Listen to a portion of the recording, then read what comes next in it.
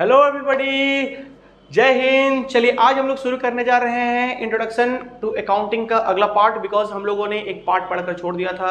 मेरे प्यारे विद्यार्थियों, हम बहुत दिनों से वीडियो नहीं बना पा रहे थे, तो आज हम कोशिश कर रहे हैं कि आपका जो सेकंड पार्ट है वो लेकर आएँ। आप कंसिस्टेंसी हम रहेंगे, इतना विश्वास रखिए, क्योंकि आप लोग का सिलेबस का पढ़ाना मेरा जिम्मेदारी है। तो हम बहुत हद तक आप लोग से जुड़े रहेंगे, कंसल्ट करके रहेंगे और आपको वीडियोस हमेशा आते रहेगा। तो आज हम लोग शुरू करने जा रहे हैं इंट्रोडक्शन टू अकाउंटिंग का अगला हिस्सा।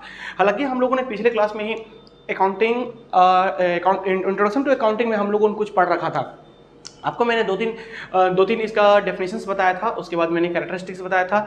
हालांकि कैरेक्टरिस्टिक्स में मैंने कुछ पॉइंट्स बताया था। क्या बताया था एक बार मैं फटाफट आपको रिकॉल करवा देता हूं, ताकि आप लोग बहुत अच्छे से आपको इसको दिमाग पे अपना सेट कर सकते हैं। देखिए, हम लोगों ने कैरेक्टरिस्टिक्स में पढ़ा था कि an art as well as science. उसके बाद हम लोगों ने पढ़ा था इसमें identification of the financial transaction and events.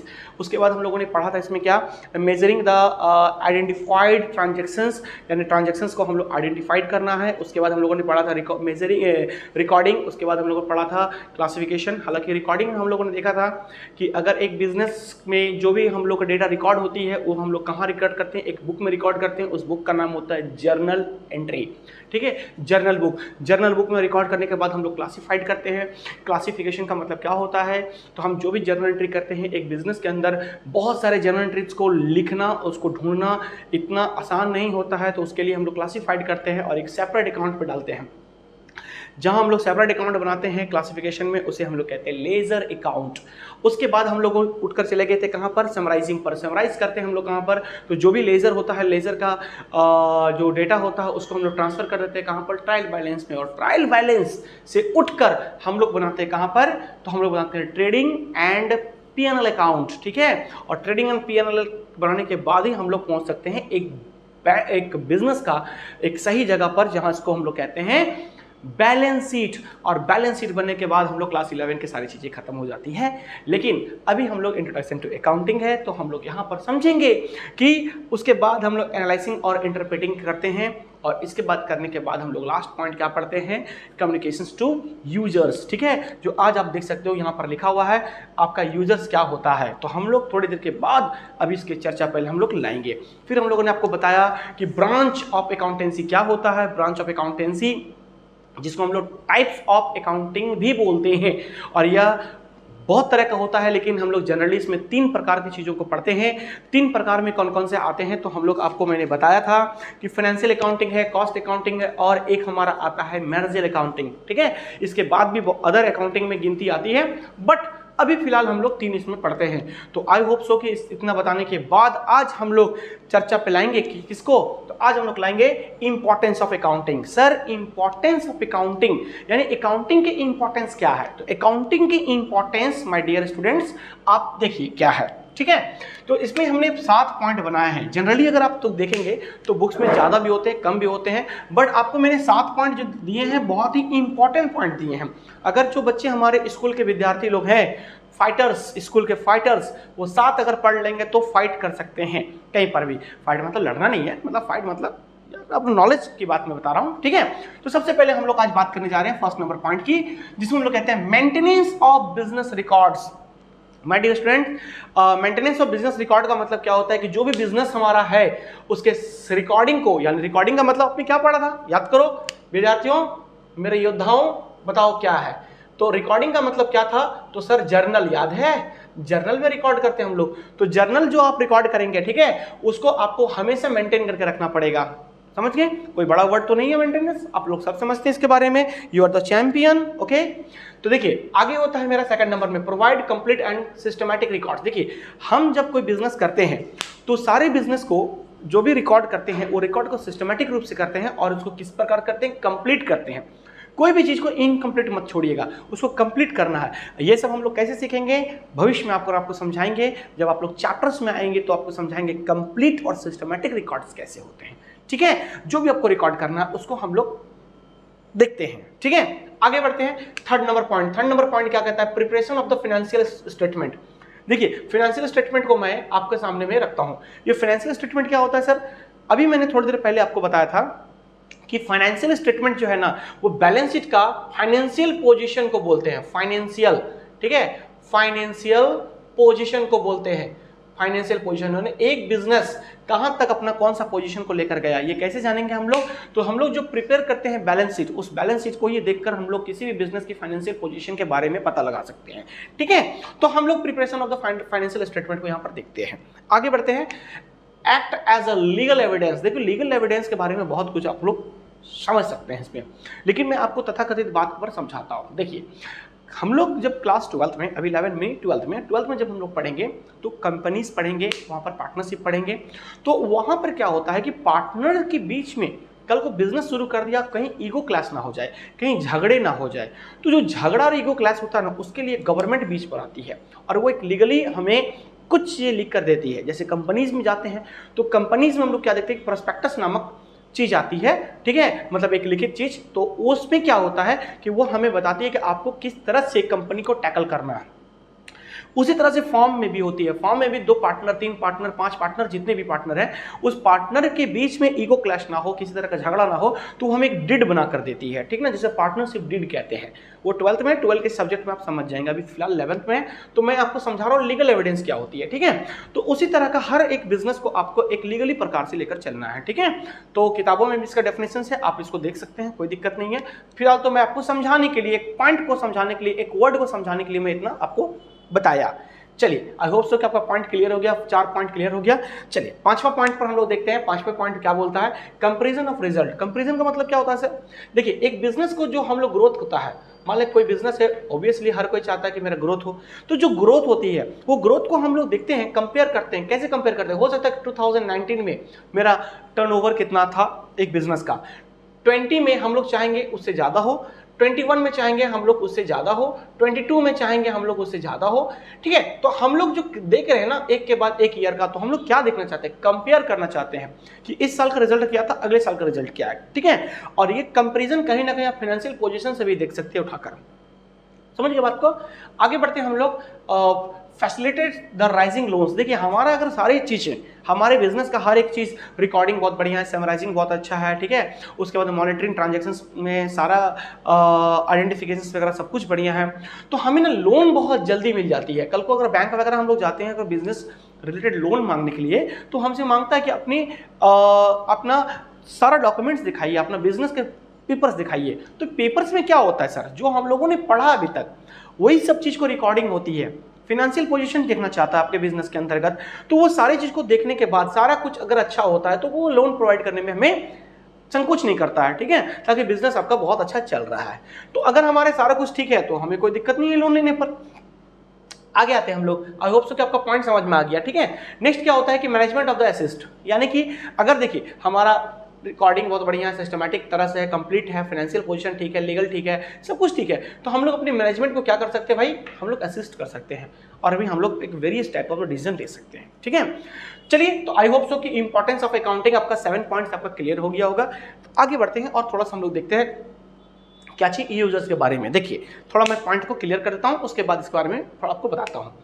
Accounting provides various information to different parties for the taking various important decision. Sir ये पार्टीज क्या है?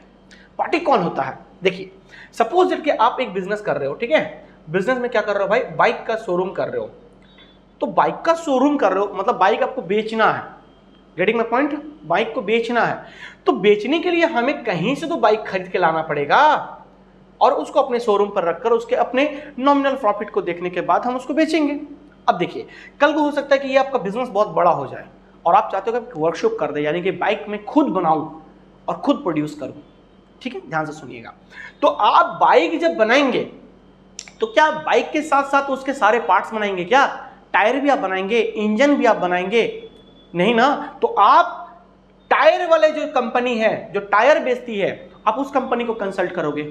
आप इंजन जो कंपनी बनाती है, आप उस इंजन के कंपनी से संपर्क करोगे।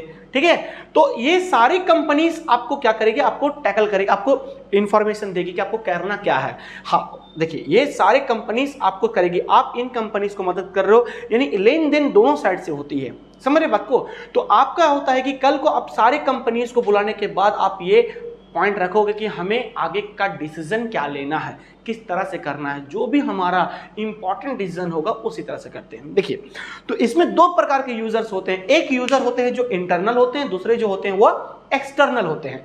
अच्छा, इंटरनल यूजर्स कौन होते हैं सर?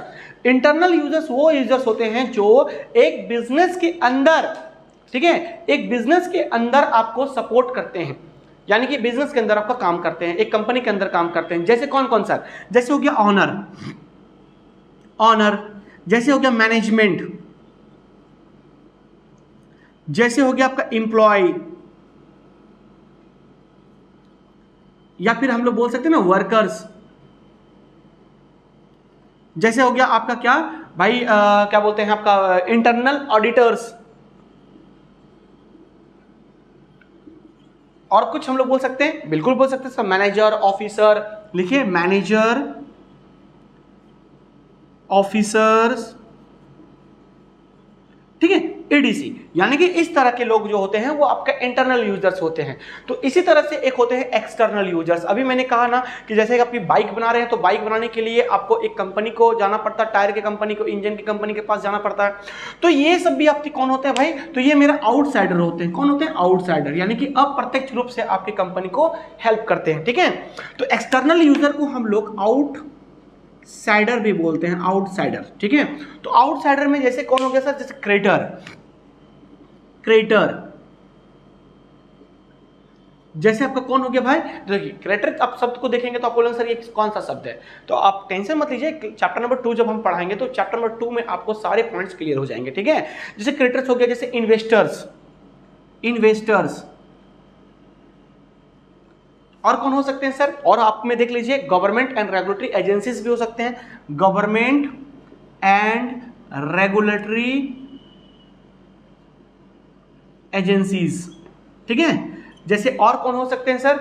और आपका देखा जाए तो कोई ट्रेडिंग पार्टनर्स हो सकते हैं, कस्टमर्स हो सकते हैं, trading partners, customers, they are the outsiders, right. ये आपको अप्रत्यक्ष रूप से आपकी कंपनी को, आपके बिजनेस को सपोर्ट करते हैं, ठीक है। आई होप सो कि आपको ये 2 पॉइंट समझ में आ गया होगा बच्चों। चलो आगे बढ़ते हैं हम लोग, और आगे देखते हैं हम लोग लिमिटेशन ऑफ अकाउंटिंग क्या होती है, ठीक है।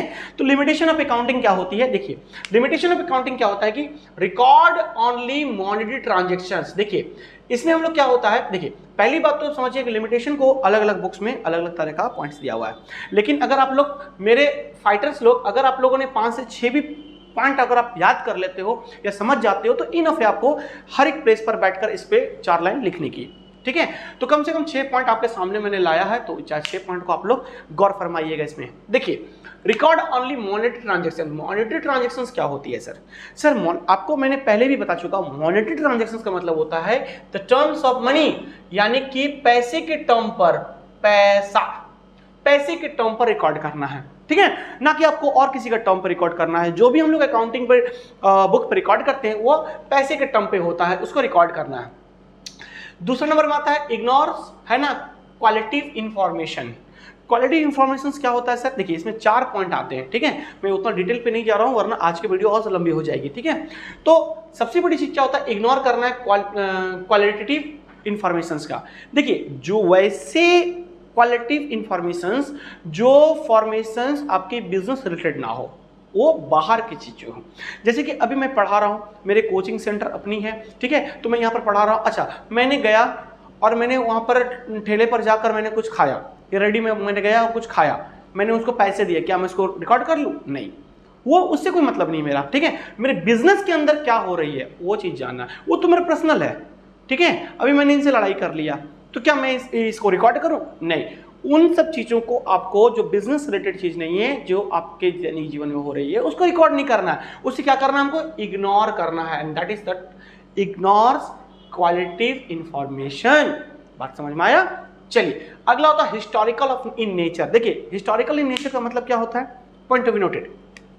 मान लेते कि मैंने एक वॉच खरीदा, वॉच, ठीक है, उस वॉच का कीमत 5000 है, हालांकि इतना महंगा तो खरीदते नहीं हम, बट बोलने में क्या जा रहा है, 5000 का है, ठीक है। अभी मैंने इसको बहुत पहले खरीदा था, इसको मैंने अपने बुक्स ऑफ अकाउंट में कितना लिखा था 5000 का, ठीक है।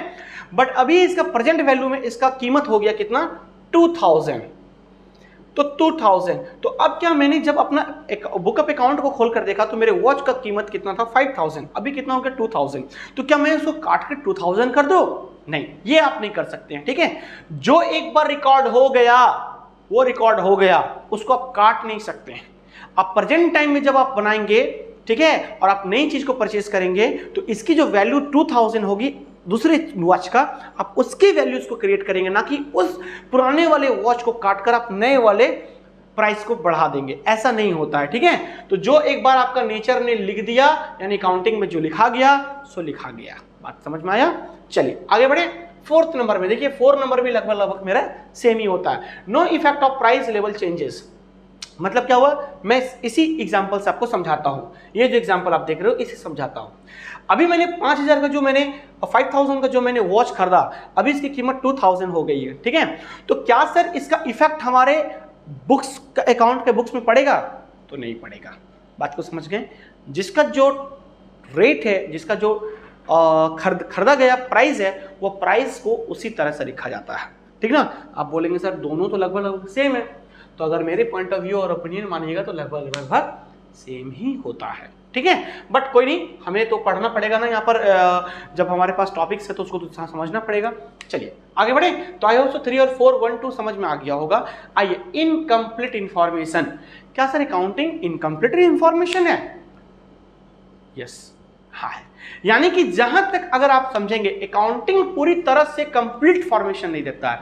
बहुत ऐसे जगह होते हैं जहां पर अकाउंटिंग जो है वो आपको अनुमानित कर देता है। अनुमानित मतलब estimation, you know what I am talking about, estimations, right. हर जगह आपको एक परफेक्ट इंफॉर्मेशन नहीं देगा, वो इनपरफेक्ट होगा, यानी कि इनकम्प्लीट होगा। बात को समझ में आया?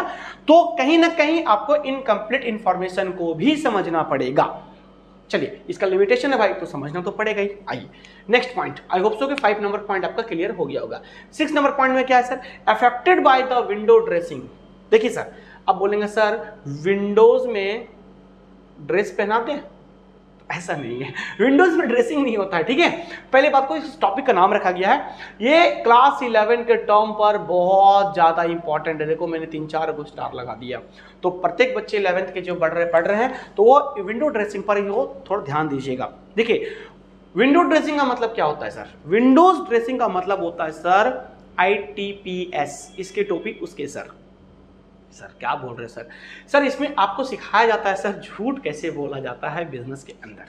मतलब झूठ का मतलब सर नहीं समझ में आया? सर अगर मेरे एक कंपनी की टर्नओवर सर 10 लाख है, राइट, तो अपनी कंपनी को एक स्टैंड रूप में दिखाना पड़ेगा हमें। अगर हमको 50 लाख का लोन चाहिए तो, राइट, समझ में आया? 1 करोड़ का लोन चाहिए तो सर इसी को खड़ा करके 1 करोड़ दिखा देगा, 10 करोड़ दिखा देगा। तो सर ये अकाउंटिंग में ऐसा पॉसिबल है? बिल्कुल पॉसिबल है, करने वाले कर ही देते हैं। तो ये जो पूरा सिस्टम सेट हो रहा है ना, इसी सिस्टम को कहते हैं हम लोग विंडोज ड्रेसिंग, ठीक ना। और झोलझाल की कंपनी शुरू हो गई है यहाँ पर, तो उसी झोलझाल कंपनी को क्या कहते हैं? विंडोज ड्रेसिंग कहते हैं। आई होप सो कि आपको ये 6 पॉइंट समझ में आ गया होगा। तो जितने विद्यार्थी क्लास 11th में हैं, CBSE से हैं, जैक से हैं, या किसी भी आप बोर्ड से हैं, तो इस पॉइंट को जरूर आप लिखिएगा एग्जाम्स हॉल में, ठीक ना। ये पॉइंट बहुत ज्यादा इंपॉर्टेंट है। चलिए अब आते हैं सर 2 मुख्य पॉइंट पर, ठीक है, बहुत ज्यादा इंपॉर्टेंट है। देखिए हालांकि ये दोनों पॉइंट तो कभी कभी एग्जाम्स में आपको इसका डिस्टिंग्विश करने बोल देगा या फिर डिफरेंस करने बोल देगा, बट आप लोग इसको अलग भी लिख सकते हैं, डिफरेंस भी लिख सकते हैं, ठीक है। तो कोई दिक्कत नहीं, मैंने क्लास नोट्स में आपको दिलवा दिया है, तो आप बच्चे इसको नोट्स कर सकते हैं, कोई दिक्कत नहीं है। और एक भी पढ़ लेंगे तो सिंगल पढ़ने से कोई दिक्कत नहीं है वैसा भी, ठीक है। चलिए, तो बुक कीपिंग क्या होती है? देखिए, बुक कीपिंग जो है is a science and arts. Book keeping एक रूल होता है और एक कला होता है बच्चों। एक रूल होता है यानी एक नियम होता है, एक कला होता है ऑफ द करेक्टली रिकॉर्डिंग। जितनी भी करेक्ट रिकॉर्डिंग है उसको एक अकाउंट्स के बुक्स में लिखा जाता है। क्या किस चीज को लिखा जाता है sir? All those businesses transactions, business के सारे ट्रांजैक्शंस को जिस बुक्स में करेक्टली रिकॉर्डिंग करें हम नियम से, ठीक है, एक कला से, ठीक है, तो उसी को हम लोग बुक कीपिंग कहते हैं। याद रखिएगा, लेकिन टर्म्स होना चाहिए मनी या मनीज वर्थ। पैसे या पैसे की वैल्यू वाले। जब पैसे या पैसे के वैल्यू वाले को अगर एक बिजनेस ट्रांजैक्शन में जिस बुक्स में कला के द्वारा नियम के साथ रिकॉर्ड कर दे, उसी को बुक कीपिंग कहते हैं। आई होप सो आपको क्लियर हो गई होगी पूरे पानी की तरह, ठीक है। अब देखिए, बुक्स कीपिंग, अकाउंटिंग समझ में आ गया तो आपको अकाउंटेंसी समझ में आ जाएगी, क्योंकि आपके क्लास 11th के जो बुक है उसका बड़े बड़े अक्षर में लिखा होगा अकाउंटेंसी। तो अकाउंटेंसी का मतलब क्या होता है? Listen, accountancy refers to the entire body. Entire body मतलब संपूर्ण बॉडी, ठीक है। The theory and practice, theory and practice किसका सर? अकाउंटिंग का। अकाउंटिंग के थ्योरी एंड प्रैक्टिस को, एंटायर बॉडी को क्या कहते हैं? अकाउंटेंसी कहते हैं। और अकाउंटिंग क्या पढ़े अभी तक तो आपने वही सुना था। बात को समझ में आया? तो आई होप सो कि आप लोग को पूरा का पूरा डिटेल समझ में आ गया होगा इस पार्ट 2 में, और आपका चैप्टर 1 यहीं खत्म होता है। तो मेरे विद्यार्थियों से अनुरोध है कि कम से कम इसको सब्सक्राइब करें, लाइक करें, और जितने भी हमारे बच्चे हैं, ठीक है, देखिए इस प्लेटफॉर्म पे, इस चैनल पर आपको 2 ही चीज़ को प्रोवाइड किया जाता है, एक कॉमर्स रिलेटेड और एक IAS रिलेटेड। IAS मेरा शौक है पढ़ाना, मैंने अपनी पहले वीडियो में भी कहा था, तो इसीलिए आपको मिल जाता है, ठीक है। और कॉमर्स की जितनी हो सके, जितने बच्चे को डिमांड होता है उसके आधार पर, उसके बेसिस पर मैं वीडियो सुना देता हूँ, ठीक है। तो I hope so my dear students, आप लोग सपोर्ट कीजिएगा। तब तक के लिए bye bye, see you, take care, जय हिंद।